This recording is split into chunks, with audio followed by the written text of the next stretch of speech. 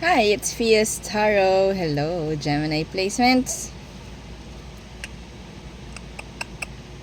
Gemini. Okay, so kung anong makikita natin, this is for the rest, no? Ng buwan ng July. And then, syempre, hindi nawawala yung person on your mind reading. So again, kung may tanong po, message na lang po, private message, direct message po sa akin pong FB page. If you're watching po sa YouTube channel, punta po kayo na FB, no, para kayo po, or messenger, para po kayo ay makapag-message sa akin, no. So yeah, okay, agad-agad, let's start again and again. Charms po natin available pa. Okay, Gemini. Okay, the 7 of Cups in reversed, Page of Coins in the reversed, a lot of procrastination, a lot of delays. Okay, bago po mag-end ang July. Yung iba rito, may mga hindi uumpisahan or i-execute. I don't know if this is talking about business, another branch, or what. May pera na pumapasok pero hindi sabihin nating mamamanage ng ayos. Okay? I think there's this something like opportunity na pwede mong gawin ulit yung bagay na parang hindi mo nagawa before.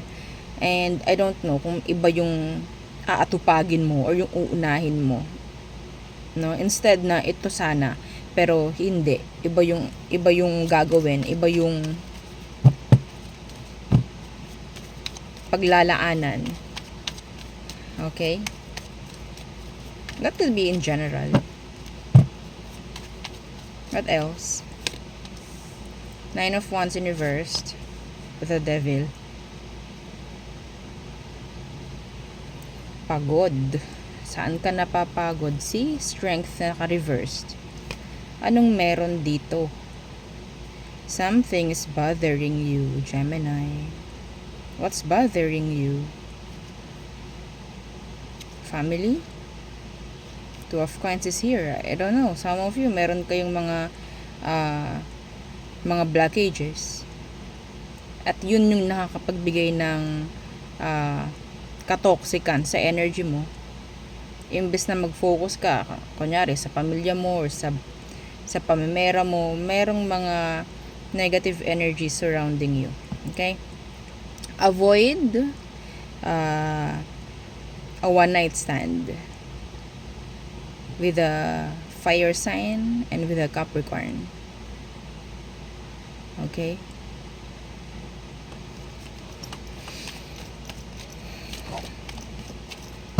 That's specific. What else? The Moon in reversed. Somebody will reach out, make their way, babalik sa'yo. Pero they don't know what's the reason. They don't know ano ba yung intention. See? The Sun in reverse. Look. The Moon in reverse and the Sun in reversed. Somebody's sad. Could be a Leo, Pisces.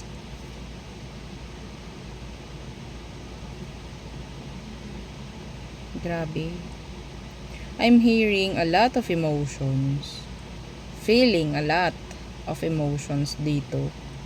Pagod, drained, energy. Mag-cleanse po ha, yung iba sa inyo. Or kayo ng lahat ng Gemini na nanonood, mag-cleanse kayo. Bago ko to simulan, some of you, this is not for all. Okay? Iba dito, may kulam. Opo. Palipad hangin, kulam. Opo. Okay? Diretsuhan kong sinabi yun. Kasi ramdam ko. May palipad hangin, may kulam. Yung ibang nanonood sa inyo.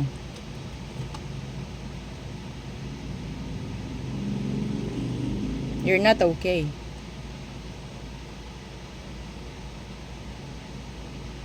Gemini, you're not okay.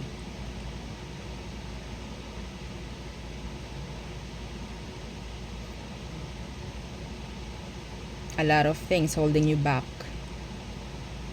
Ang dami.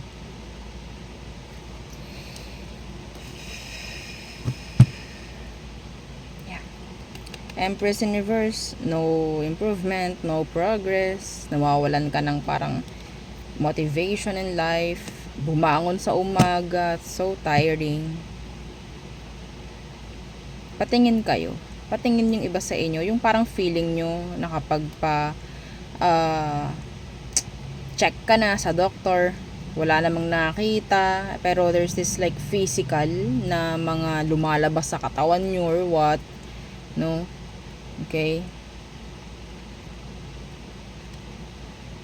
Yeah.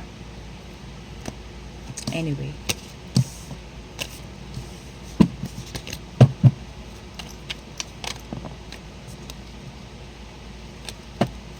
May chance pa. Mabago. May chance pa magkaroon ng another chapter. Sana. I think that's like a gabay for you, Geminis, na ito yung gawin mo. Ito yung pag-focusan mo para hindi masabotahe or hindi ma-delay yung mga bagay-bagay na dapat pumasok na eh. Dapat pumasok na kaso ang dami mong blockages. Okay? So, tayo naman ay tungo sa person.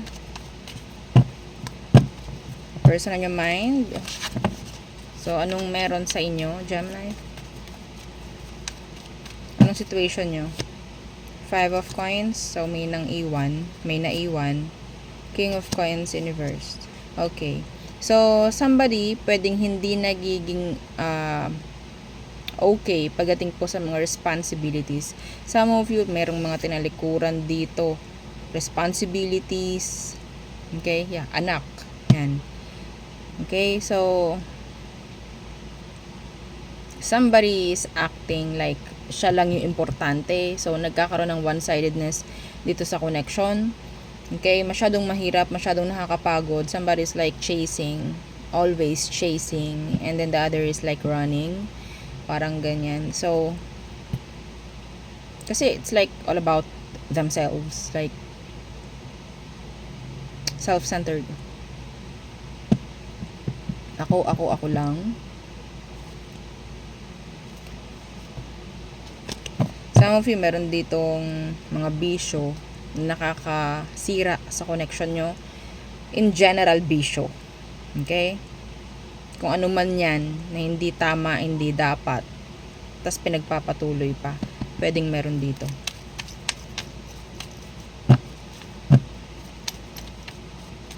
Ang baba ng energy, ang nakakalungkot, nakakaiyak na ewan, nakakapagod.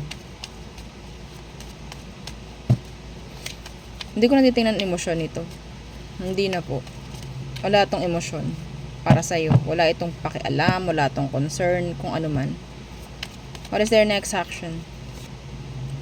The High Priestess in reverse and the Page of Coins in reverse.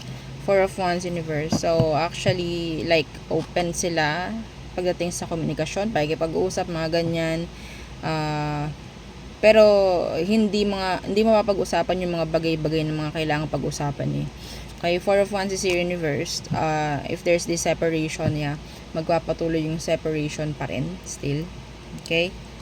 So, yeah, the 2 of Swords in reverse. This is like energy ng decision. Okay, so decision nila to, hindi natin to mababasag, hindi natin yan mababali. Okay, sa reading. Pero kung gagamit ka ng rituals, charms, pwede. Okay? Pero sa reading, hindi yan magagawa ng paraan. Makikita lang natin kung anong meron. So,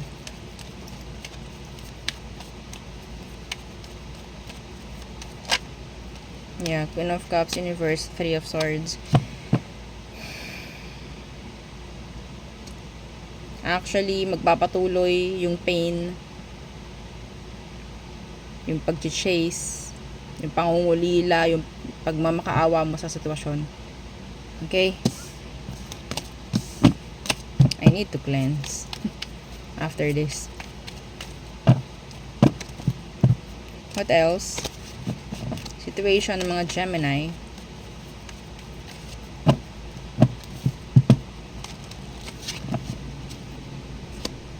The Hierophant in reversed.